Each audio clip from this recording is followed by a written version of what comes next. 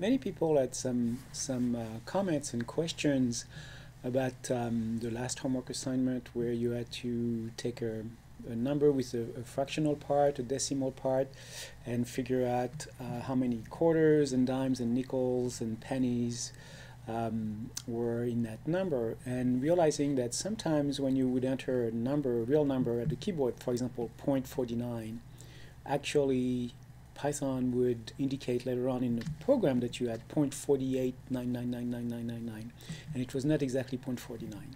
So what you discovered is that real numbers have a strange behavior in computer programs, and it's not just Python, it's all computers have this very interesting behavior that they exhibit with real numbers, and I want to explain to you why this is. And it's very important, and it's not necessarily Python, it's all programming languages and it's all computers. So I'm going to tell you a little bit about real numbers in computers and why they look bizarre. So it's always easier to think in decimal first, and then that helps us understand better binary numbers. So let's assume that I have the number 123. So we're so used to decimal that if I tell you the number 123, you understand roughly the quantity that I'm expressing. So really, because the base is 10, this 100 is really 10 to the second power. 10 to the second power is 10 times 10. 10 to the first power is just 10. 10 to the 0th power, 0, any number to the power 0 is 1. So that's really what we have. 1 10 to the second power, 2 10 to the first, and 3 10 to the 0. If I had a fractional part, for example 0.5, so 123.5, well, in decimal we can also deal with numbers that are smaller than 1, like 0.5, by saying, well, this number, the expansion of it is 1 times 100 plus 2 times 10 plus 3 plus 5 times 0.1. Right. And so if I use the powers of 10 here, it's 1 times 10 to the second power plus 2 times 10 to the first power plus 3 times 10 to the 0th power plus 5 times 10 to the minus first power. So you see that the powers of 10 go minus 1, 0, 1, 2. And so if I add more digits to the right, for example, if I add 123.57, then the 5 that is here is 5 times 0.1, and the 7 is 7 times 0.01, that's its weight. And in powers of 2, you see the powers goes 2, 1, 0, minus 1, minus 2. 7 times 10 to the minus 2. So if I want to find the value of this, the way it is written, then this is the expansion with the base, which is 10, and the powers. So with binary numbers, what is amazing is that it works exactly the same as with decimal numbers, but the base is 2, binary 2. So I can write the number in binary with a decimal point. So this is a binary number. And if it's a binary number, its base is 2 instead of 10.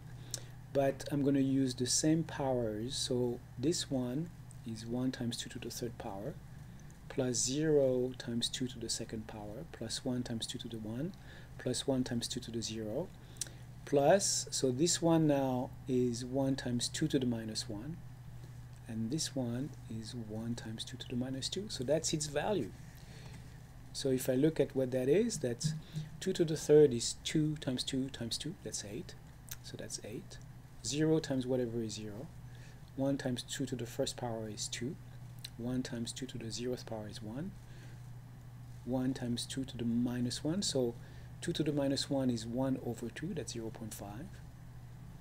And 2 to the power minus 2, that's 1 over 2 to the power 2, so that's 1 over 4, and that's 0.25. Right, so that's 8 plus 0 plus 2 plus 1 plus 0.5 plus 0.25, and that in decimal is 11.75. So 11.75 in decimal, this is how I would write it in binary. So what it means is that when we deal with numbers in a program and we enter a decimal number like 139.45, there's a program that is going to take these digits and transform that into binary. And that's what's going to be stored in memory. And in that conversion, we're going to see is not exact. There's something that we have to figure out. For example, what if I assign the value 0.3, a decimal, to a variable? It's going to be stored in binary in a computer, but what will the expansion of that? What is this in binary? Well, there's a great converter, and actually, let's take a look at it here. I'm going to go directly to that program. It's a very nice binary. So you can enter a number here in decimal, convert it, and it's going to show it to you in binary. So if I take 0.3 and I convert it, it says it's 0.01001100110011001100, and then I have an infinite number of 1100. That sequence is infinite. So 0.3 in decimal, so this is very interesting. 0.3 in decimal I can represent and I can write exactly, but it's in base 10. To figure out its value in binary, I cannot find an exact representation of that in binary. And so that seems kind of strange, but there are some numbers in decimal that we cannot represent exactly. For example, 1/3. 1/3 is what? 0.333333 up to infinity. So that's what happens when you store some numbers, some decimal numbers inside a computer memory, is that the number is converted into binary. And then at some point the computer cuts the number because it cannot represent an infinite number of them. So what we're going to end up with is an approximation of the number. So, 0.3 is like this. 0.2 actually is also like this. If I ask for what is 0.2, it's 001100110011. If I ask for what is 0.1, it's going to say it's 00110011. And so you see that 0.1, 0.2, 0.3 do not have an exact representation. 0.5, however, in binary is exactly 0.1. 0.25 is exactly 0.01. So some decimal numbers have an exact representation in binary, but some do not.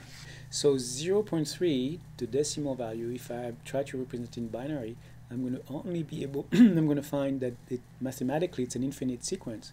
And because whatever we stored in memory has to be truncated, then what I'm going to end up with is not exactly 0.3. So what I'd like to do is write a small program like this, and all right, here's a program. I'm setting x, some variable, to 0.3, and then I'm going to go 30 times for I in range 30, so I is going to be 0, 1, 2, 3, 4, 5. I'm creating a string which is equal to this string plus the string, so stri means the string equivalent of the number I. So I is going to be an integer, but I want to glue it with two strings and put it in the middle. And so I'm going to show you what it looks. So the second statement is to print formatting commands equal this string. So I'm going to print this string, and I'm going to print 30 times what happens with it. Let's run it and see what happens. All right, so you see what I'm doing here is that I'm generating 30 different formatting strings. So this is how I would format a real number in Python with 0 decimal places, with 1 decimal place, with 2 decimal places, with 3.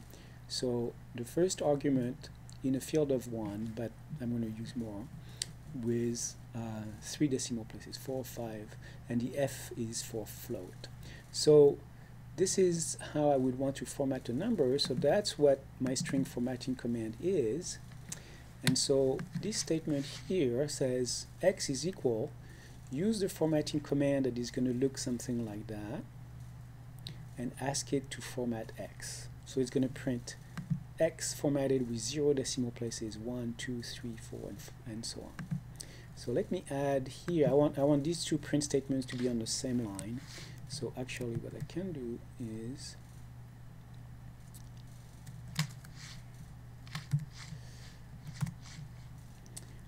I can have my print statement on two different lines. Everything that is between parentheses and parentheses I can put on several lines, and that will be accepted. Let's run this. Okay, so now we're seeing something interesting. So when the formatting command is this, I'm going to print X with 0 decimal places, so I see 0. When I print it with 1 decimal place, I see 0.3. So it looks like Python has a good internal representation of the program. And with 2 decimal places, 0.30, 0.3, and so on. This looks pretty good until this number right here. When I'm printing 17 decimal places, I'm going to discover that the number that is in memory is not 0.3, but I have an approximation of it, which is 0.299999. And that is because the binary representation of 0.3 is an infinite sequence of zeros and ones.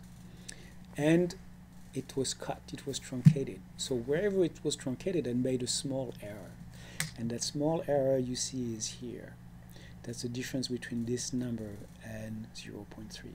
So very, very, very small.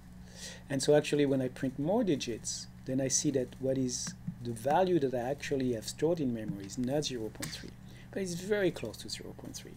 So that's why sometimes when you were doing operations on floats, on numbers of pennies, and you were dividing, even though logically, mathematically what you were writing was correct, it was incorrect because the number stored by the computer is not. Anyway, this was a little bit of computer science, something that plagues all of us programmers, that we always have to remember, that real numbers are never represented exactly in memory.